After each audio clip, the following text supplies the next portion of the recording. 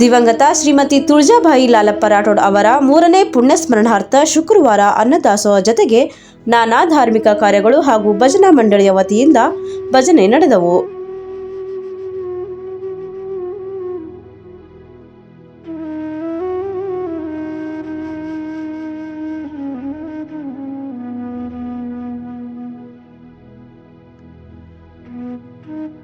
ಗಜೇಂದ್ರಗಡ ಸೇವಾಲಾಲ್ ಬಂಜಾರತ ಸಮುದಾಯ ಹಿರಿಯ ಲಾಲಪ್ಪ ರಾಠೋಡ್ ಅವರ ಧರ್ಮಪತ್ನಿ ಹಾಗೂ ಶ್ರೀ ತುಳಜಾಭವಾನಿ ಶಿಕ್ಷಣ ಸಂಸ್ಥೆಯ ಮಾಜಿ ಅಧ್ಯಕ್ಷರಾದ ದಿವಂಗತ ಶ್ರೀಮತಿ ತುಳಜಾಭಾಯಿ ಲಾಲಪ್ಪ ರಾಠೋಡ್ ಅವರ 3ನೇ ಪುಣ್ಯಸ್ಮರಣಾರ್ಥ ಶುಕ್ರವಾರ ನಡೆಯಿತು.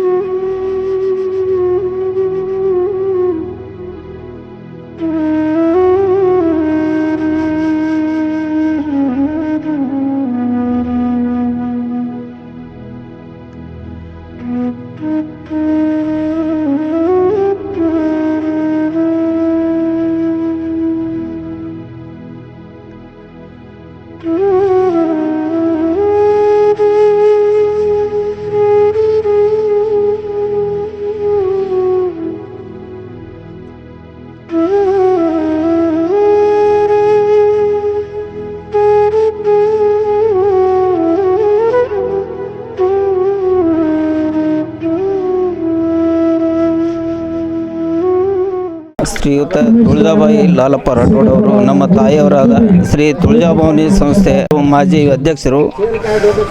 ಸ್ಮರಣಾರ್ಥ ನಮ್ಮ 3ನೇ ವರ್ಷದ ಪುಣ್ಯಾಶ್ರಮದ ಅಂಗವಾಗಿ ನಮ್ಮ ತೋಟದ ಮನೆಯಲ್ಲಿ ಭಜನಾ ಮಂಡಳ ಮತ್ತು ಇತರ ಎಲ್ಲ ಸುತ್ತಮುತ್ತಲ ಹಳ್ಳಿಯ ನಮ್ಮ ಕುಲ ಬಾಂಧವರು ಮತ್ತು ಭಜನಾ ಮಂಡಳಿಯವರು ಬಂದು ರಾತ್ರಿ ಪೂರ ಭಜನೆ ಮತ್ತು ಪೂಜಾ ಕಾರ್ಯಕ್ರಮ, ಹೋಮ, ಅಭಿಷೇಕ ಇವೆಲ್ಲ ಊಟದ ವ್ಯವಸ್ಥೆ ಮಾಡಿ ನಮ್ಮ ತಾಯಿಯವರಿಗೆ ಆತ್ಮಶಾಂತಿ ಕೊಡಬೇಕೆಂದು ನಮ್ಮ ತಾಯಿಯವರ ಇಷ್ಟಪಡುವಂಥ ಅಂದರೆ ಇದು ಭಜನಾ ಮಂಡಳ ಮತ್ತು ಇದು ಸಮಾಜದ ಕೆಲಸಕ್ಕೆ ಭಾಳ ಇಷ್ಟಪಡುವಂಥವ್ರ ಆಗಿದ್ದರಿಂದ ನಾವು ಇವೆಲ್ಲ ಕಾರ್ಯಕ್ರಮವನ್ನು ಹಮ್ಮಿಕೊಂಡಿದ್ದೀವಿ. ತಾಯಿಯವರ ಸ್ಮರಣಾರ್ಥ ಅವರಿಗೆ ಆಶೀರ್ವಾದ ವಹಿಸಬೇಕಂತ ನಮ್ಮಲ್ಲಿ ತಮ್ಮಲ್ಲಿ. ನನ್ನ ಹೆಸರು ರಮೇಶ್ ಬಿನ್ಸಿ ರಾಜ್ಪೂತ್, ಪದವಿ ಪೂರ್ವ ಕಾಲೇಜಿನ ಉಪನ್ಯಾಸಕ. ಗಜೇಂದ್ರಗಡ ತಾಲೂಕಿನ ಪ್ರತಿಷ್ಠಿತ ಕುಟುಂಬವಾಗಿರ್ತಕ್ಕಂಥ ಲಾಲಪ್ಪ ರಾಠೋಡ್ ಇವರ 5ನೇ ಅಳಿಯ ನಾನು. 23/1/2023 ವಿಧಿವಶರಾಗಿರ್ತಕ್ಕಂಥ ನಮ್ಮ ಅತ್ತೆಯವರ ಆ ದಿನದಿಂದ ಇಂದಿನವರೆಗೂ ನಾವು ಸತತ 3 ವರ್ಷಗಳ ಕಾಲದವರೆಗೆ ಪುಣ್ಯಸ್ಮರಣೆ ಕಾರ್ಯಕ್ರಮವನ್ನು ಮಾಡ್ತಾ ಬಂದಿದ್ದೇವೆ. ಈ ಒಂದು ಪುಣ್ಯಸ್ಮರಣ ಸಂದರ್ಭದಲ್ಲಿ ಎಲ್ಲ ಮಕ್ಕಳು, ಮೊಮ್ಮಕ್ಕಳು, ಅಳಿಯಂದರು ಎಲ್ಲರೂ ಕೂಡ ಸೇರಿಕೊಂಡು ದುಃಖ ತಪ್ತ ಮನಸ್ಸಿನಿಂದ 3ನೇ ವರ್ಷದ ಪುಣ್ಯಸ್ಮರಣೆಯನ್ನು ಕೈಗೊಂಡಿದ್ದೇವೆ. ನಮ್ಮ ಅತ್ತೆಯವರಿಗೆ ಬಹಳ ಪ್ರಿಯವಾಗಿರ್ತಕ್ಕಂಥ ಒಂದು ಭಜನಾ ಕಾರ್ಯಕ್ರಮವನ್ನು ನಾವು ನಿನ್ನೆ ರಾತ್ರಿಯಿಂದ ಇವತ್ತಿನವರೆಗೂ ಈ ಸಮಯದವರೆಗೂ ಸುಮಾರು 12 ಗಂಟೆವರೆಗೂ ಕೂಡ ನಿರಂತರವಾಗಿ ಜಾಗರಣೆಯನ್ನು ಮಾಡ್ತಾ ಬರ್ತಿದ್ದೇವೆ.